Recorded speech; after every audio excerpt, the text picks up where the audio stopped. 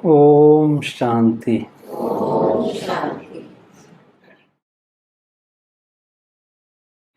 हमें अपने संबंध बहुत मधुर बनाने हैं,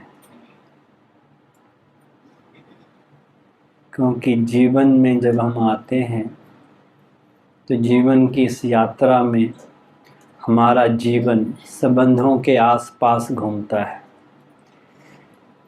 हम अकेले नहीं रह सकते, कोई ना कोई संबंध, चाहे वो घर में है, परिवार में है, हमारी पर्सनल लाइफ है, फैमिली लाइफ है, प्रोफेशनल लाइफ है, हर जगह हम किसी न किसी के रिलेशन में आते हैं। तो हमारे एक दूसरे के साथ जो व्यवहार होता है वो संबंधों का आधार होता है। संबंध अगर मधुर होंगे तो जीवन की यात्रा आसानी से गुजर जाएगी। अगर संबंधों में कड़वाहट होगी, संबंधों में रूखापन होगा, संबंध अगर सरल नहीं होंगे, कॉम्प्लिकेटेड होंगे, तो ये जीवन की यात्रा युद्ध भूमि बन जाएगी। हर रोज़ स्ट्रगल किस से उलझेंगे हम। हमें जीवन में कहीं अपने आप को उलझाना नहीं है, कहीं अपने जीवन को फंसाना नहीं है, ना किसी के चक्कर में आना है, ना किसी के टक्कर में आना है। अगर जीवन में सुखी रहना है तो वो जो संबंध अच्छे होने चाहिए, मधुर होने चाहिए, मीठे होने चाहिए। क्या कारण है कि वो आज उतने नहीं रहे जितने कभी हुआ करते थे। जिन लोगों को हमने खुद चुनकर अपना बनाया, जिनके हम बिल्कुल नज़दीक हैं, कई बार वही नज़दीक से नज़दीक लोग ही हमारे दुख का कारण बन जाते हैं। कई बार वही हमारे लिए समस्याएं खड़ी कर देते हैं या हम उनके लिए कर देते हैं। क्यों ऐसा होता है? इसके लिए कौन जिम्मेवार?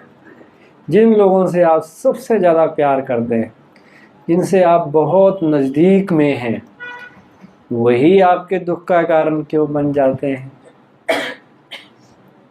कहीं ना कहीं हमारे व्यवहार में, हमारे सोचने में, हमारे कार्य करने के तरीके में, दृष्टिकोण में फ़र्क रह जाता है, जिसकी वजह से टकराव होता है। और जहाँ टकराव है वहाँ तनाव हमेशा होगा। संबंधों को अच्छा बनाने का तरीका है, एक ने कहा दूसरे ने माना, दोनों ब्रह्म ज्ञानी। और एक ने कहा, दूसरा कहेगा नहीं ऐसा नहीं ऐसा है, फिर टकराव हो जाएगा। दोनों का ईगो हर्ट हुआ। दोनों को थोड़ा थोड़ा ईगो होता है ना, I am right, I am the boss of the house, मेरी बात माननी चाहिए। पुरुषों को होगा कि पुरुष प्रधान हम, इनको क्या पता। आप कहेंगे हम घर के मालिक, इनको क्या पता कैसे गृहस्थी चलती। हमारी बात सही है।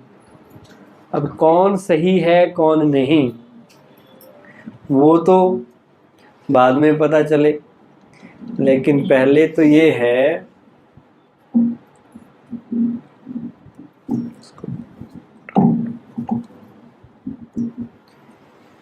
हमें अपने आप को ऐसा बनाना है कि हमारा व्यवहार बहुत अच्छा रहे, तभी संबंध मधुर बनेंगे।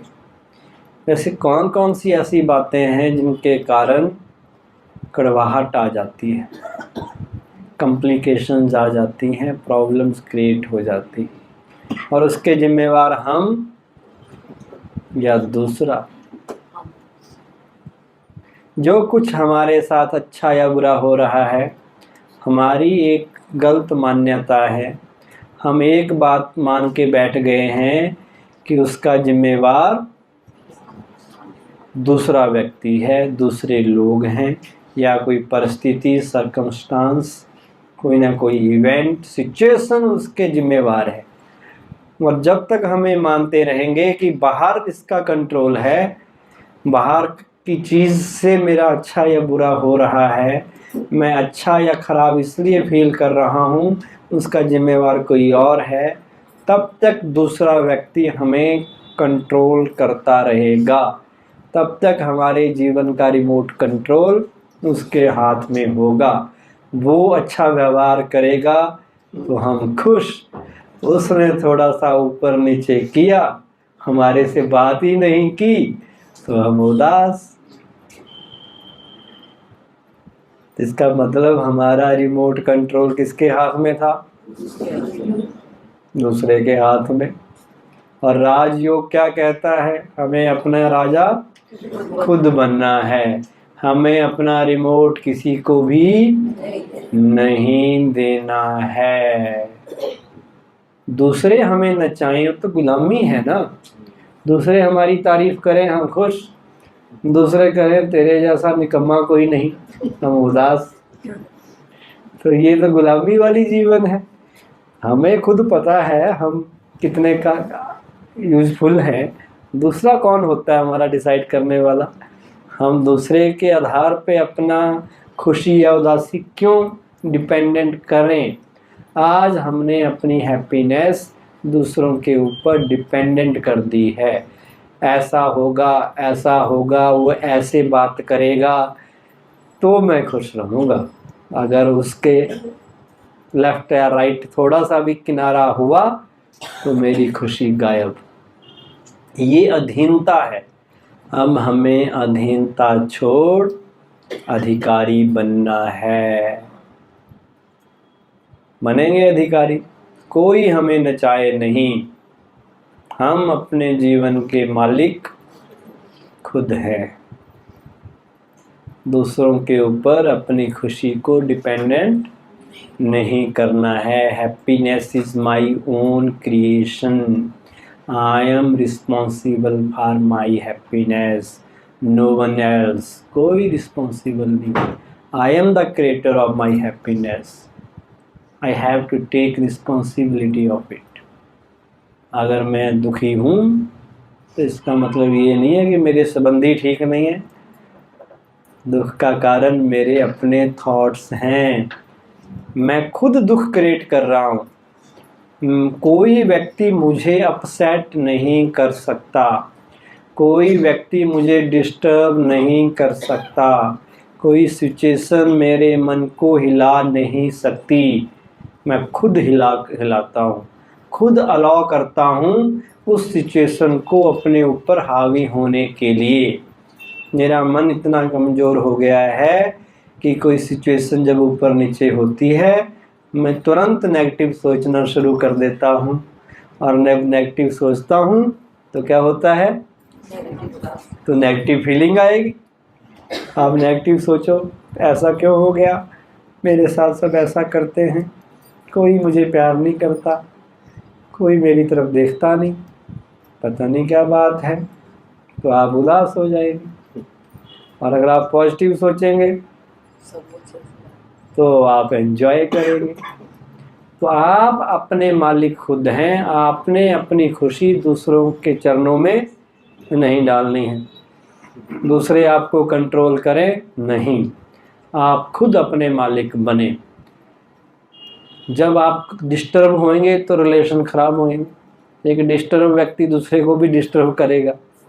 अगर आप हैप्पी हुए, हैप्पी अंडर ऑल सर्कमस्टांसेस, ये नहीं जब सब ठीक ठाक है तो हैप्पी, और जब थोड़ा सा गड़बड़ हुई तो हैप्पी सिंह गायब हो गए। हमें हमेशा खुश रहना है, हमेशा खुश रहना है। स्टेबल अंडर ऑल सर्कमस्टांसेस, मन स्टेबल बस। अगर हम ठीक रहे ना, जैसा मैंने सवेरे कहा, अपनी शक्ल ठीक रखो। अगर शक्ल ठीक हुई, अगर हम खुश रहे तो सारे संबंधों में खुशी की लहर फैल जाएगी। अगर हम दुखी हुए, दूसरे के गलत व्यवहार को देख के हम दुखी हुए, तो फिर हम भी गलत ही करेंगे, क्योंकि दुखी आत्मा क्या करेगी? दुखी देगी। और दुखी होगी तो दूसरे को भी कुछ ना कुछ ऐसा बोल देगी कुछ ना कुछ ऐसा उसकी तरफ देखेगी, वो भी बेचारा परेशान। और संबंधों में टकराव, संबंधों में तनाव। अब संबंधों को सरल बनाना है। सारे संबंध हमें हमारे खुशी के लिए, सब सोच लो, सब दुनिया में हमें खुशी देने के लिए आए हैं। किसी के लिए नेगेटिव नहीं सोचना, ये मुझे तंग करता है, ये मुझे इसने तो परेशान करके रख रखा है, हद हो गई, अब तो नहीं मैं सहन कर सकती, बहुत हो गई। ये सोचोगे तो दुखी। और अगर आप सोचोगे दुनिया की सारी चीज़ें मेरे सुख के लिए हैं, सब मेरे मित्र हैं, सारा ब्रह्मांड मेरे सुख के लिए काम कर रहा है, सब मुझे पॉजिटिव एनर्जी दे रहे हैं, मुझे भी उन्हें पॉजिटिव एनर्जी देनी है। समस्त जीव जंतु, सभी के सभी व्यक्ति, और यहाँ तक कि सारे नवग्रह, सारी प्रकृति की चीज़ें मुझे सुख देने के लिए बनी हैं, सब मेरे सेवक हैं, सब मुझे सुख दे रहे हैं। तो आपको अच्छी एनर्जी आएगी। अगर आप सोचोगे सब मुझे तंग करते हैं, कोई मुझे नहीं चाहता, तो कोई भी नहीं चाहेगा, क्योंकि जैसा आप सोचते हैं वैसा ही आपके साथ हो जाता है। अगर आप सोचेंगे मैं विजयी आत्मा हूँ, कल्प कल्प मैंने ही माया के ऊपर जीत पाई है, तो आप क्या बन जाएंगे? माया जीत बन जाएंगे। अगर आप कहेंगे बड़ा मुश्किल है जी, हमसे नहीं होता, बड़ा मुश्किल है, ये नहीं हो पाएगा, तो फिर हो ही नहीं पाएगा। और आपने सोचा क्या बड़ी बात है माया को जीतना, माया तुझे मैं नहीं छोड़ूंगा, मैंने कल्प कल्प तुझे हराया है, एक बार तूने हरा दिया मुझे कोई बात नहीं, अगली बार मैं तुझे हराऊंगा। उसकी कहानी सुनी है? सर एडमंड हिलेरी, जिसने माउंट एवरेस्ट पे पहली बार फतह की थी 19 मई 1953, सबसे पहला आदमी जो माउंट एवरेस्ट पे चढ़ गया। उसने जब ऊपर चढ़ा तो फर्स्ट अटेम्प्ट में नहीं चढ़ा, उसने 1 साल पहले भी अटेम्प्ट किया, असफल हो गया, लेकिन उसका सारी दुनिया में नाम हो गया कि एक आदमी निकला है जो माउंट एवरेस्ट फतह करना चाहता है। उसने कोशिश की, कोई बात नहीं, लेकिन कोशिश करने वाला तो निकला। तो जगह जगह उसको एक्सपीरियंस सुनाने के लिए लोग बुलाते थे कि कैसा रहा आपका। तो एक बार किसी सेमिनार में वो गया, वहाँ माउंट एवरेस्ट की तस्वीर लगी हुई थी, और वो माउंट एवरेस्ट की तस्वीर के पास जाके कहता है, हे माउंट एवरेस्ट,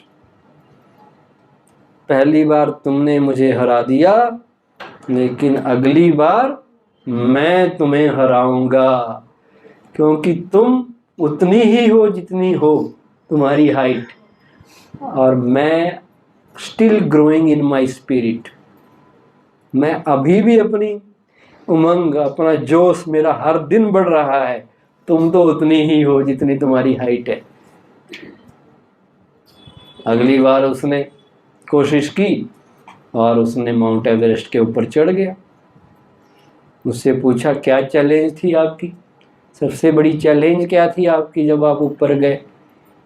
उसने कहा मेरी चुनौती ये नहीं थी कि बहुत वहाँ पर हैवी स्नो था, मेरी चुनौती ये नहीं थी कि स्लोप बहुत डीप था, मेरी चुनौती ये नहीं थी कि मैंने बहुत हैवी लगेज लेके ऊपर जाना था।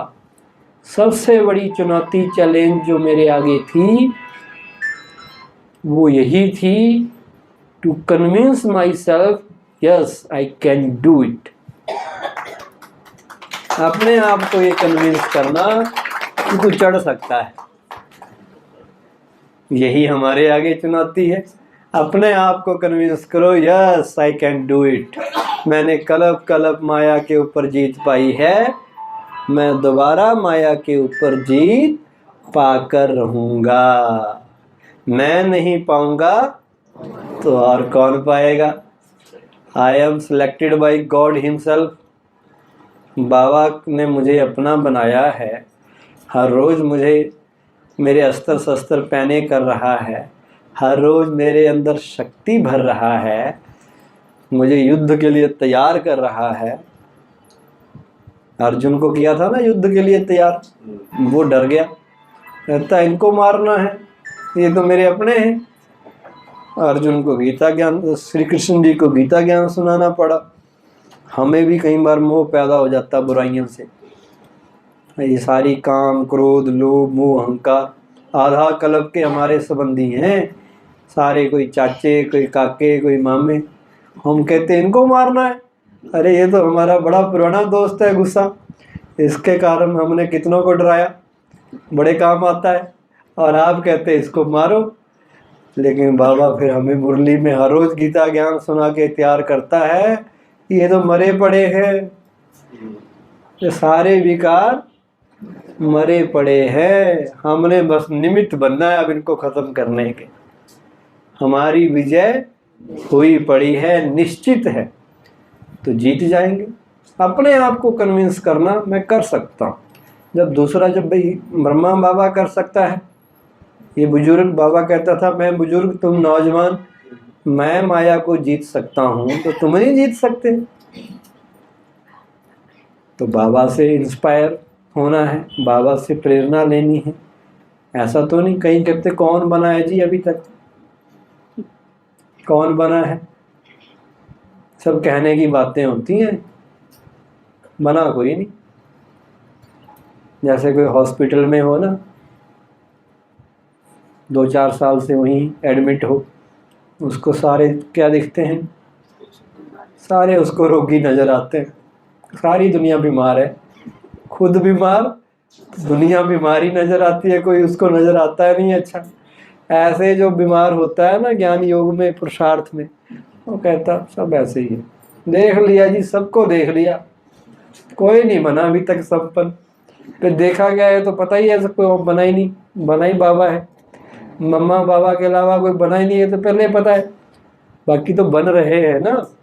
और ये अच्छी बात है कि नहीं बना, बाबा कहता तीसरा नंबर ले सकते हो। अगर आप बाबा कहते कि 8 बन गए हैं, फिर तो आपकी दरवाजे बंद। तो दरवाजे रखे हैं ना खुले, बाबा ने इसलिए रखे हैं कि कोई भी मौके पे चौका लगा दे, लगा सकते हैं ना आप भी, इसलिए बाबा ने 2 को बनाया अभी तक। ये तो बहुत बड़ी ओपनिंग है कि अभी 2 ही फिक्स हुए हैं, बाकी सारी सीटें खाली हैं। अब इलेक्शन होने जा रहे हैं, अब कोई पार्टी कहे जी 400 में से 300 तो हमने पहले फिक्स कर दिए हैं किसको टिकट देना है, बाकी कहेंगे भाई इनमें तो पहले फिक्स है, यहाँ तो कुछ है ही नहीं, पार्टी बदल लेंगे लोग। तो बाबा ने फिक्स तो नहीं किया ना, पहले सबको चांस दे रखा लास्ट तक, कोई भी लास्ट में आके फास्ट जा सकता है। जा सकता कि नहीं जा सकता, जाते हैं लोग। कभी सोचा था शिवानी बहन आएगी, कोई जानते भी नहीं थे, जानते थे उनको, कोई नहीं जानते थे। और घर में रहने वाली आएगी, देखो सोचते थे सेंटर पे जो रह रहे हैं बहनें हैं वही ज्ञान सुनाती हैं, वही उनकी महिमा है सब जगह, या मधुबन में जो रहते हैं। अब उसने घर में रहते हुए वो कमाल कर दी जो दूसरे नहीं कर पाए। तो कर सकता है ना कोई भी, चाहे वो सेवा की फील्ड में ही कमाल है, लोग उसको सब जानते हैं। लोग दादी को नहीं जानते होंगे, उसको ज़्यादा जानते, लोगों को लगता है यही हेड होगी संस्था की। तो कोई भी व्यक्ति कभी भी पुरुषार्थ करके आगे जा सकता है, सबके लिए बाबा ने ओपनिंग रखी हुई है। बाबा का लोकतंत्र समाजवाद ऐसा है, हर एक को मौका देता है। ये नहीं कोई कहे कि देखो जी इनको पहले दे दिया, हमें बाद में दिया। बाद में आने वालों के लिए भी बाबा की मदद 100 गुना ज़्यादा है। जो पहले ज्ञान में आ गए, किसी को 80 साल पहले मिला, किसी को 40 साल पहले मिला, किसी को 2 साल पहले मिला, बाबा किसी के साथ बेइंसाफी नहीं करेगा। जो लास्ट में आ रहे हैं उनको उतनी ही ज़्यादा मदद बाबा की मिलेगी, उतनी ही ज़्यादा सहयोग मिलेगा। मिलेगा कि नहीं मिलेगा? पहले मुरली मिलती ही नहीं थी, सेंटर पे पढ़ते थे, फोटो स्टेट मशीनें भी नहीं होती थी किसी टाइम पे। धीरे धीरे टेक्नोलॉजी बदली, हर एक के पास आने लगी, अब मोबाइल पे आ रही है, अब तो सुना सुना के कईयों की सुनी हुई भी आ जाती है, ऑडियो सुन लो, वीडियो सुन लो, टीवी पे देख लो, तो कितनी सुविधा हो गई ना। मेन है उसके ऊपर चलना, वो तो चलना तो पड़ेगा ही। लेकिन साइंस के साधन भी अब नए लोगों की मदद के लिए कितने निकल आए। कितनी अच्छी अच्छी क्लासें आपको घर बैठे मोबाइल पे आ जाती है, टीवी पे आ रही हैं। तो मदद कितनी मिल रही है, बस करने का काम है। अब समझाने वाले बहुत हैं। अब तो आपको कोई प्रॉब्लम है ही नहीं। पहले तो क्या होता था, कभी मधुबन गए, वहीं क्लास सुनने को मिलती थी, वहाँ से कैसेट ले आओ। मुझे याद है जब हम ज्ञान में चले थे, सीडी नहीं होती थी, कैसेट होती थी, और वो कैसेट टेप रिकॉर्डर में लगाओ, एक बात सुन ली वो आगे चली जाती थी, फिर रिवर्स करो, रिवाइंड करो, उसको घूमती थी पूरी, फिर पीछे आती थी, फिर दोबारा सुनो, बड़ा टाइम जाता था। अब क्या है, बटन दबाओ आगे, बटन दबाओ पीछे। पिछले कल का भी देख लो, मधुबन की मुरली हर रोज आपके मोबाइल पे आ जाती है। मेरे मम्मी पापा रोज देख लेते, आज ये अनाउंसमेंट हुई, वो मुझे बता देते आज दादी चली गई वहाँ पर। मैंने कई बार नहीं सुनी होती, मधुबन में रहते हुए वो घर बैठे सुन रहे हैं कि दादी आज लंदन चली गई, क्लास में अनाउंस हुआ है। मधुबन का वातावरण घर में बन रहा है, मधुबन की बात आप सुन रहे हो। तो कितनी साइंस के साधनों का सुख है, टीवी पे घर बैठे आपका है। कोई आपको अब रोकते नहीं, जहाँ जाओगे लोग कहेंगे ब्रह्मा कुमार, नमस्ते करेंगे, भाई ये ऊंचा आदमी है कोई। और कि जो शुरू शुरू में आए उनको गालियां देते थे, उनको लोग अच्छा नहीं समझते थे, उनका विरोध करते थे कि ये धर्म भ्रष्ट हो गए हैं, इन्होंने अपना धर्म बदल लिया है। तो उनको विरोध का सामना करना पड़ता था। जो जल्दी आए उसका कुछ फायदा भी था तो कुछ नुकसान भी था। आपके जो बाद में आए उनके तो ऐसे ही बल्ले बल्ले, उनके लिए अब संस्था का इतना बढ़िया रेपुटेशन है, किसी को भी कहो अच्छा ब्रह्मा कुमारी, लोग अच्छी नज़र से देखते हैं। जब हम ज्ञान में चले थे 25 साल पहले, लोग हमारा मजाक उड़ाते थे, ब्रह्म कुमार बन गए हैं। हमें बड़ा बुरा लगता था। किसी ने बताया मुझे, कहते हो ऐसा बोल ना, आप उनको कहो तुम क्या हो, शुद्र कुमार हो।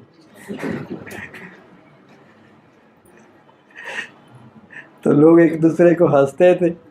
हमसे पहले वालों की बातें सुनो तो बहुत खतरनाक थी, बेचारों का बड़ा विरोध करते थे, एग्जीबिशन लगाते थे, उठा के ले जाते थे लोग, हम नहीं आपको समझाने देंगे, तुम पता नहीं कौन सा ज्ञान दे रहे हो। और अब लोग वाह वाह कर रहे हैं। अब अगर कोई गड़बड़ दिखे भी, वो ये नहीं कहते ब्रह्मा कुमारी संस्था खराब है, ये कहते ये खराब होगा, ये वहां जाके भी नहीं सुधरा। इसमें गड़बड़ है, संस्था में गड़बड़ नहीं है, ये वहां जाता तो है पर इसने अपने को बदला नहीं। आप पर्सन के ऊपर लेंगे, संस्था के ऊपर नहीं लेंगे, क्योंकि संस्था ने, लोगों ने, पुराने लोगों ने मेहनत की, धीरे धीरे एक गुडविल बनाना, सोसाइटी में अच्छी इमेज बनाना। आप देखो अभी chief justice of India supreme court का माउंट आबू जा रहा है, वहाँ हमारे मंच से बात कर रहा है, संस्था के कामों की तारीफ कर रहा है। सुप्रीम जजेस नॉर्मली जाते नहीं है, नेता लोग तो फिर भी चले जाते हैं, जजेस को क्या लेना पब्लिक से, वो तो पॉलिटिशियन से भी ऊपर होते हैं। सरकार कोई नियम बनाती है, अगले दिन फैसला दे देते हैं, वो बदला देते हैं। लेकिन वो भी माउंट आबू आए, प्राइम मिनिस्टर प्रेसिडेंट तो कई बार, कितनी बार आए। तो धीरे धीरे लोगों तक का पैगाम जा रहा है, बाबा की सेवाएं बढ़ रही हैं। हमें अपना जीवन वैसा बनाना है जो, जिसकी हम बात कर रहे थे कि वो मधुरता वाला जीवन हो। सबको हमने अपने व्यवहार से अच्छी छाप छोड़ के जाना है।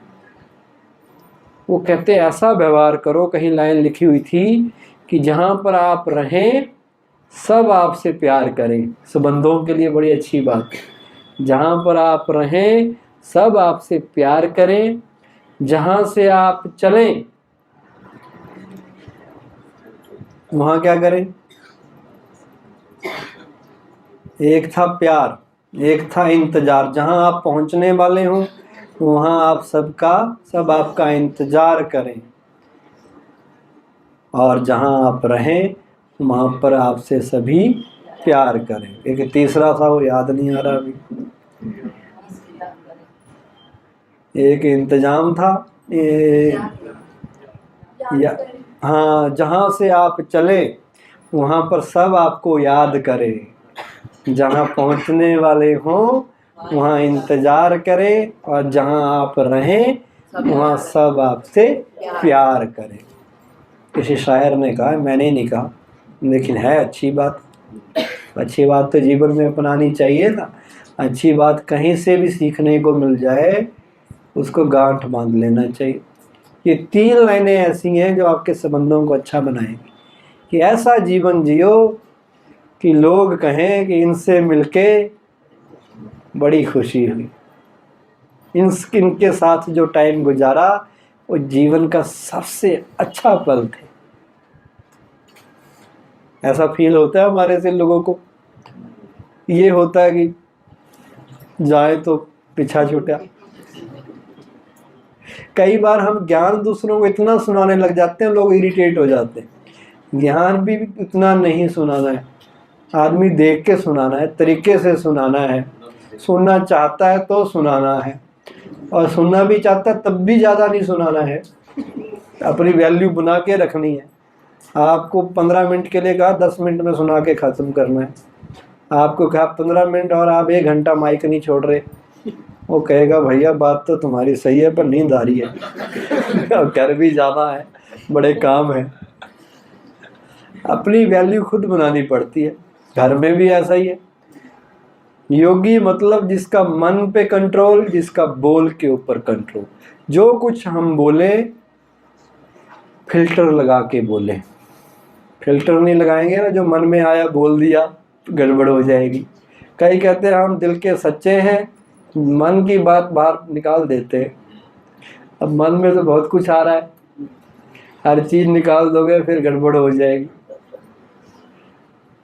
अगर आपको पता चल जाए मेरे बारे में क्या सोच रहा है, फिर तो आपसे सबसे प्रति नफरत होने लग जाएगी। पता नहीं चलता ना सोच क्या रहे। तो हमें मीठा बोलना है, मीठा सुनना है। सुनना, सुनाना और बोलना, सबके ऊपर फिल्टर लगाना।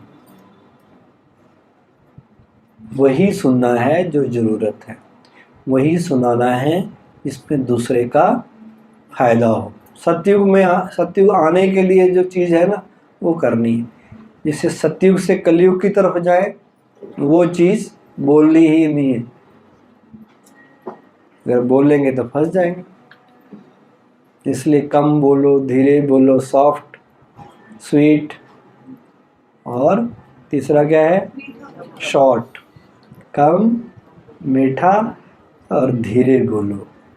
ये नहीं कि बोलने लगे बोलते रह गए। कहाँ कौन सी बात करनी है इसकी भी समझ। व्यवहार कुशल का मतलब क्या है, सत्यता के साथ सभ्यता भी चाहिए। बाबा कहता, स्लोगन आता है का सच बोलना तो चाहिए।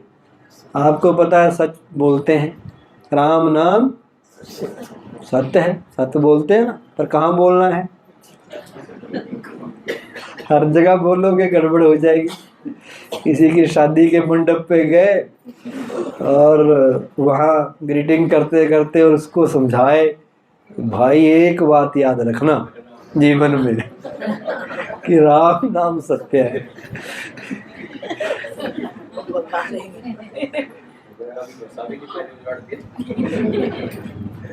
वो कहेगा भाई अभी तो कहाँ मरने की बात कर रहे हो भाई। तो कौन सी बात कहाँ करनी है, कैसे करनी है, कितने शब्दों में करनी है। अभी वाजपेयी का सुना आपने, वाजपेयी जी चले गए, सारे लोग उनको याद कर रहे थे, सारी पार्टियों के लोग उनके अंतिम संस्कार में पहुंचे, सब उनकी तारीफ कर रहे थे। क्यों कर रहे थे? क्योंकि उस व्यक्ति की खासियत थी कि वो बड़ा नाप तोल के बोलता था। वो किसी के ऊपर अगर पत्थर भी मारता था ना, उसको भी रेशम के कपड़े में बांध के, किसी को पता नहीं चलता था कि पत्थर फेंक गया। मतलब अगर किसी की आलोचना भी की तो वो भी अच्छे शब्दों में की, इसलिए उसको लोग कहते थे आदमी सही है पार्टी गलत है। नहीं तो ऐसा कहते कभी कोई, पार्टी को भी गालियां देंगे विरोधी, उसको भी देंगे, पर उसको नहीं देते थे। उसके लिए विरोधी पार्टी वाले कहते थे आदमी सही है। इसका मतलब कुछ तो उसके बोलने में ऐसा कंट्रोल होगा, ऐसी भाषा वो बोलता होगा। ऐसे जीवन में हम हर किसी से सीख सकते हैं कैसे शब्द इस्तेमाल करने चाहिए, कहाँ कितना बोलना है, क्योंकि हर चीज़ के ऊपर कंट्रोल। संबंध अच्छे तब बनेंगे जब कंट्रोल होगा। ये नहीं कि उसने बोला और हमने भी बोलना शुरू कर दिया तो क्या होगा, फिर तो लड़ाई झगड़ा होगा ना। वो बोले आपने चुप रहना है, आपने उसके लिए अच्छा बोलना है। धीरे धीरे वो भी गलत बोलना छोड़ देगा। छोड़ेगा कि नहीं छोड़ेगा? ऐसे मन की साधना करनी है। मन के साधे सब सधे, मन जीते जगत जीत। सारा ज्ञान मन को साधने पे है। बोल भी तब सही होगा जब मन सही होगा। अगर मन में डिस्टरबेंस है, मन में दूसरे के लिए नफरत पैदा हो गई, मन में बदले की भावना पैदा हो गई, तो बोल भी वैसे निकलेंगे। फिर नेचुरल है ना। या तो आप बड़े कलाकार हैं कि मन में उल्टा सोचते हो पर मुंह से नहीं बोलते, उसके लिए फिर बड़ा कलाकार बनना पड़ता है कि बाहर से सोचो कुछ, अंदर बोलो, अंदर सोचो कुछ, बाहर बोलो कुछ। कई लोग इसमें भी एक्सपर्ट होते हैं। वो क्या करते हैं, बाहर से कहेंगे बड़ी अच्छी ड्रेस पहनी है आपने, और अंदर सोचेंगे क्या कार्टून लग रहा है, कैसे कपड़े पहने हुए। वो कोई होता है। आपने अंदर में भी अच्छा सोचना है और बाहर से भी अच्छा बोलना है। योगी का मतलब क्या है? अंदर बाहर स्वच्छ। मन की साधना, मन बस मन वही करे जिसको आप उससे कराना चाहें। अच्छा सबका सोचे, सबका भला, सब अपने हैं। इस सृष्टि में सब हमारे अपने हैं, कोई पराया नहीं। ये नहीं कि हमारे बच्चे जो हमने पैदा किए वो हमारे और दूसरे भाई के बच्चे वो नहीं है हमारे। फिर कौन योगी मानेगा आपको? घर में 2 भाई हैं, 2 की फैमिली है, आप अपने बच्चों से तो ज़्यादा प्यार कर रहे हो और दूसरे के बच्चे को थोड़ा इग्नोर करते हो। वो कहेंगे देखो जी भेदभाव करते हैं। तो फैमिली में तालमेल तब होगा जब आप अपने बच्चों से भी ज़्यादा दूसरे बच्चों से प्यार करोगे। पड़ोसियों के बच्चों को भी अपना समझोगे, तब पड़ोसी आपका ज्ञान सुनेंगे। अब आपके बच्चे को कामयाबी नहीं मिली, पड़ोसी को मिल गई पड़ोसी के बच्चे से, और आप परेशान हो रहे हो। तो मेरिट में तो मेरे बच्चे ने आना था, इनका क्यों आ गया? आपको खुश होना है। चाहे किसी का आया, किसी को जॉब मिली, किसी को कुछ भी सिलेक्शन हुई, वो आगे बढ़ा, आखिर कोई तो आगे बढ़ा। जरूरी नहीं है आपका अपना ही आगे बढ़े या आप ही आगे बढ़े। हमारे देश में, दुनिया में कोई ना कोई आगे बढ़ना चाहिए, कोई ना कोई आगे जाना चाहिए, वो भी आपके अपने ही हैं। हो सकता है आपके अपनों से ज़्यादा वो आपको सुख दे जाए, अगर आपने उसके लिए अच्छा सोचा होगा ना, पड़ोसी के बच्चे के लिए, वो आपको कहीं ना कहीं ऐसा हेल्प कर देगा जो आपके अपने भी नहीं करेंगे। सबके लिए एक समान भाव। योगी मतलब सब हमारे अपने हैं, सब बाबा के बच्चे हैं। सबके लिए कल्याण की भावना हो सकती है, बेहद की भावना ऐसी ही नहीं हो सकती। सबके लिए, सब हमारे मित्र हैं, सबके लिए शुभ भावना।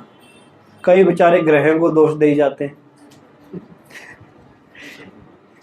भाई ग्रहों ने हमारा क्या बिगाड़ा जो वो हमारा बिगाड़ेंगे? हमने उनका क्या बिगाड़ा है?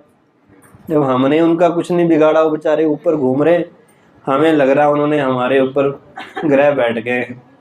वो कहता है, एक कहता है मेरे ऊपर शनि बैठ गया, वो कहता शनि तेरे ऊपर बैठ जाएगा ना तेरी चटनी बन जाएगी। इतना बड़ा ग्रह वो तेरे ऊपर कैसे बैठ जाएगा? और उनका आपके साथ कोई लेना नहीं देना नहीं। आपके कर्म आपको अच्छा या बुरा महसूस कराते हैं, आपको सुख या दुख देते हैं। बाकी कोई दुनिया की चीज आपके लिए न दुख देती है न सुख देती है। अगर आप सबके लिए अच्छा सोचेंगे तो हर चीज आपके लिए सुख देगी।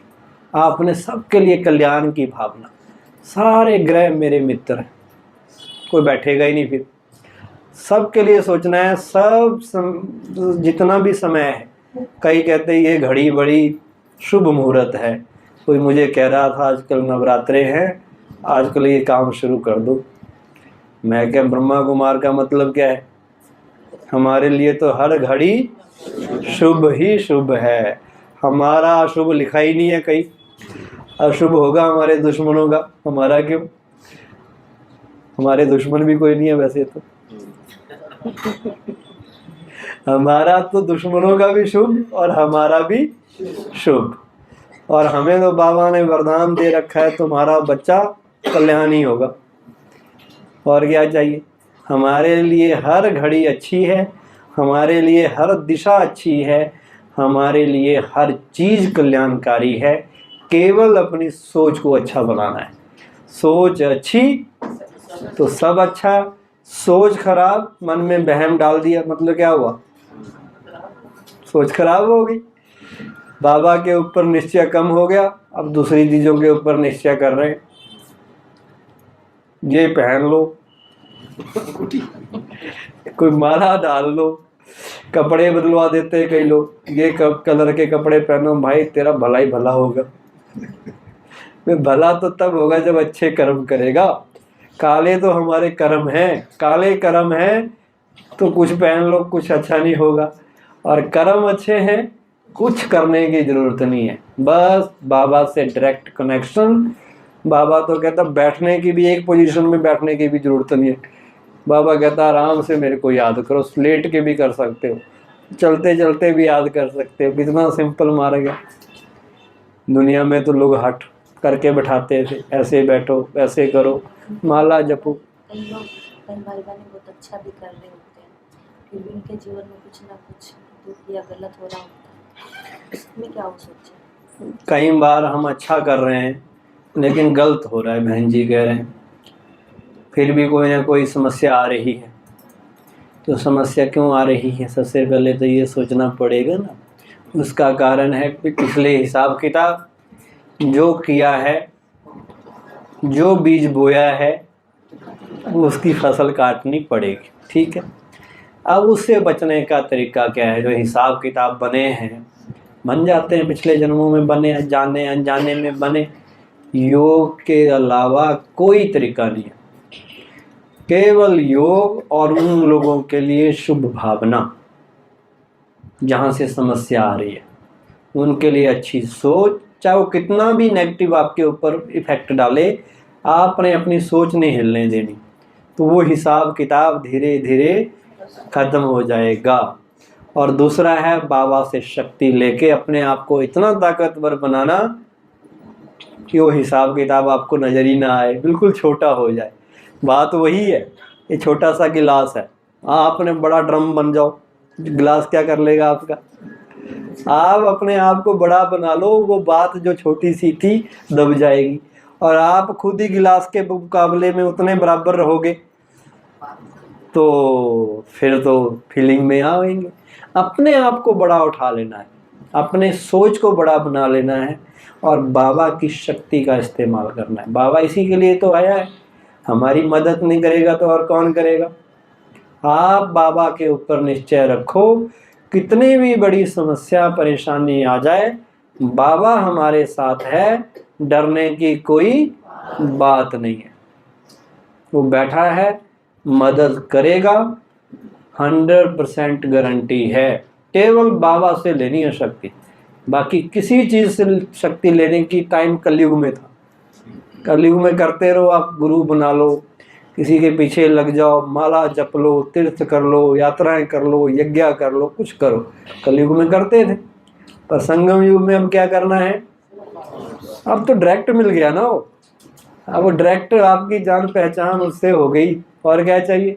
आपका काम अब तो हुए पड़े हैं, बस उसको यूज करना है। बाबा कहता मुझे यूज करो, मैं आया हूँ तुम्हारे लिए, तुम मुझे बुलाओ। जब कभी समस्या आए, परेशानी आए, दिल से कहना मेरा बाबा, और बाबा वहीं प्रकट। जैसे हनुमान कहता था जय श्री राम, राम जी आ जाते होंगे उनकी मदद करने के लिए। आपने क्या कहना है, मेरा बाबा। दिल से बाबा को कहना, बाबा आपके लिए आएगा और आपका काम करके चला जाएगा, किसी को पता भी नहीं चलेगा। विश्वास होना चाहिए। अगर विश्वास बाबा के बजाय किसी और के ऊपर हो गया ना, तो फिर नहीं वो आएगा। आपका विश्वास हो कि बाबा को आना पड़ेगा, और मेरे लिए नहीं आएगा तो किसके लिए आएगा। और वो वाणी में उसने क्या रखा है, वो कोई झूठ तो बोलता नहीं। उसको याद कराने की भी जरूरत नहीं है कि तूने कहा था, आया नहीं। वो आएगा, पहचानना होगा, और ऐसी मदद करके जाएगा, ऐसे आपकी हेल्प करेगा कि आपको पता भी नहीं चलेगा कि कहाँ से हेल्प हो गई, कहाँ से वो समस्या फिनिश हो गई। आपके थॉट्स को पॉजिटिव कर देगा। ऐसे आएगा आपकी थॉट्स ही बदल जाएंगे। पहले आपके थॉट्स नेगेटिव चल रहे थे, जैसे बाबा को याद किया तो बाबा आपके विचार बदल देगा और अच्छे अच्छे विचार आने लग जाएंगे। आपकी बुद्धि को टच हो जाएगा अब ऐसे मौके पर क्या किया जाए। यही होता है ना, जब आदमी बीच में हो मझधार में, अब इधर जाऊं या उधर, बाबा आपको टच कर देगा, इधर जाओ, उधर जिधर जाएगा उधर ही भला होगा। होगा कि नहीं होगा।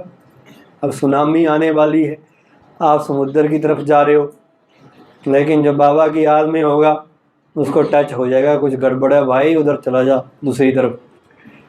जैसे वो 10 किलोमीटर दूर जाएगा, सुनामी आ गई, वो बच गया, क्योंकि उसको टच हो गया, बाबा के साथ उसका कनेक्शन जुड़ा हुआ था। तो ये सारी बातें याद रखें और खुशी में रहें, संबंधों को अच्छा बनाएं, और अपने जीवन को, जीवन यात्रा को फुल्ली एंजॉय करना है। अब नहीं एंजॉय करेंगे तो कब करेंगे बताओ। भगवान हमारा साथी, तीनों लोकों का, तीनों कालों का ज्ञान हमारे पास, हर रोज वो हमें पढ़ाता है। इतना बड़ा ब्राह्मण परिवार हमें मिल गया, और क्या चाहिए बताओ। कोई चीज़ की कमी रह गई। और बाबा कहता अंत तक खिलाऊंगा, खिलाएगा कि नहीं खिलाएगा। बाबा ने कह रखा, जो बाबा को भोग लगा के खाएंगे, बाबा ने कहा हुआ, उनकी दाल रोटी का इंतजाम बाबा अंत तक करेगा। कितनी बार मैंने वाणियों में खुद सुना हुआ है। हर रोज भोग लगाना है, सिंपल सी शर्त है। लगाते हैं ना सारे भोग, बाबा को ऑफर कर दो, भावना से खाता है, असली में नहीं खाता। आपका कोई नुकसान भी नहीं है कि ले जाएगा,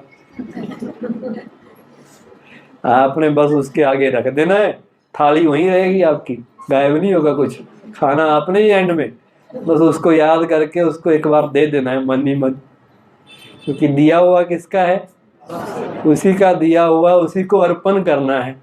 और वो इतना अच्छा है कि लेता नहीं, केवल मन से लेता है, और क्या चाहिए। तो उसको दे दिया, आपकी एंड तक की गारंटी है, कोई चिंता की बात ही नहीं। दाल रोटी, बाबा कहता है 56 प्रकार के पकवान मिले या ना मिले, पर दाल रोटी मिलेगी, और क्या चाहिए। विनाश के टाइम चारों तरफ बाढ़ आ रखी हो, पानी कहीं मिल नहीं रहा हो पीने के लिए, बाढ़ ही बाढ़ है, क्या करे, खाने की सप्लाई बंद हो गई, बाबा आपको तब भी दाल रोटी दे रहा है। ऐसे तो कितनी बड़ी गारंटी उसने आपकी ले ली, फिर चिंता किस बात की। तो आज से क्या करेंगे सभी, बाबा को भोग लगाएंगे। मैं लगाता था, मैंने 11 साल खाना बनाया खुद। जरूरी नहीं है कि आप बड़े फॉर्मेलिटी से भोग की थाली रखो, उसमें डालो, आपका प्यार है, अपना अपना तरीका है। मैं तो कढ़ाई रख देता था बाबा के आगे। सारा ही उसका है, सारा ही उसका है, अपना अपना तरीका है। कई लोग बड़ा करते रखते चांदी के बर्तन, फिर उसमें थोड़ा थोड़ा डालेंगे, फिर ऊपर से कपड़ा रखेंगे। उनका अपना तरीका है रिस्पेक्ट देने का। मेरे पास ज़्यादा टाइम होता नहीं था, कभी कभी कर देता था थाली में रख के। कई बार ज़्यादा टाइम ना हो, जॉब भी करता था, बड़े काम करने होते थे, खाना भी खुद ही बनाऊं, उधर लेट हो रहा हूँ जॉब के लिए, हम पूरा ही रख देते थे, सब कुछ तेरा। या मतलब बाबा को ऑफर करना है आपने, चाहे आप थोड़ा सा लेके करो, पूरा करो, चांदी के में रखो, सोने में रखो, सिंपल में रखो, बाबा को कोई लेना देना नहीं। ये तो आपकी भावना है, आपके भाव हैं। आपके भाव अच्छे होने चाहिए कि ये बाबा की चीज़ मुझे बाबा को अर्पित करनी है, बाबा को याद करके खानी है, तो ये शुद्ध होगी, पवित्र होगी। ठीक है। ओम शांति।